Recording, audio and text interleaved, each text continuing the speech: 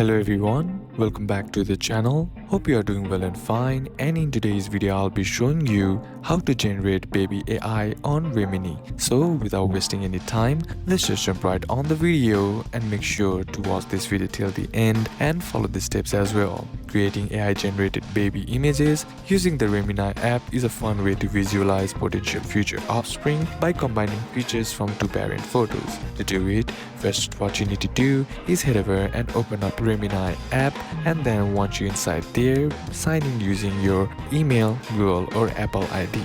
Now once logged in, what you need to do is on the home screen, you'll find an option on the bottom that says AI photos. Simply tap on that, and once you're inside here, what you need to do is, if prompted, grant the app permission to access your photo. Then select 8 to 12 clear high quality photos of each parent. Then ensure the photos are well lit, front facing and without obstructions for optimal results. Then after uploading the parent photos, choose the baby me model image and then tap on generate to allow the AI to process and create baby images based on combined features of the parents. Once the images are generated, preview them to see AI interpretation and then tap on save to download your favorite images to your device. So these are a couple of steps that you can apply, and that's it for today's video guys. Hope this video was useful to you.